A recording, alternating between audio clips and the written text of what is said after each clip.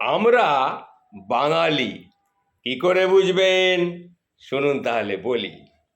25 টাকা দিয়ে দই খাবে না, কিন্তু সেই দইটাই আবার একটু জলের সঙ্গে মিশিয়ে লস্যি করে 55 টাকা দিয়ে খাবে। তখন কিন্তু কোনো কষ্ট লাগবে না, কারণ আমরা যে বাঙালি। 150 টাকা দিয়ে একটা মুরগির লেগ পিস টিক্কা হিসেবে খাবে, কিন্তু মুরগির মাংসর কেজি 140 থেকে 145 টাকা করলেই জীবনযাপন একেবারে কঠিন হয়ে যাবে।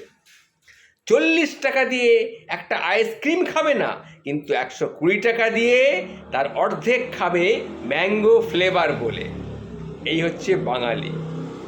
নিজে স্কুলে যখন যাবে, স্কুলে ছেলে মেয়েকে পড়াতে যাবে, 40 টাকার বেশি বেতন দিতে খুব গায়ে লাগবে, কিন্তু সেই স্কুলের টিচারের কাছে যখন কোচিং হিসাবে বেতন দেবে 1,000 টাকা মাসে, তখন কিন্তু আর কোনো গায়ে লাগবে না। বিয়েতে 1000 মানুষকে খাওয়াবে, কিন্তু বাবুর্চির বিল দেওয়ার সময় তাকে বলবে, বাবা 100 টাকা কম নাও না, বাবা 100 টাকা কম নাও। বুঝুন, এই হচ্ছে বাঙালি। ভরপেট খেয়ে পেট বড় করবে, আবার ঠিক বিকেলবেলায় সেই পেটটা কমানোর জন্যে আবার মাঠে দৌড়তে যাবে। এই হচ্ছে বাঙালি। রেস্টুরেন্টের টিপস দেবার সময় 30 টাকা দিয়ে দেবে টিপস, কিন্তু ফেরার সময় রিক্সাওয়ালাকে 5 টাকার বেশি কিছুতেই দিতে চাইবে না। এইরকম আরো অনেক কিছুই বলা যায়।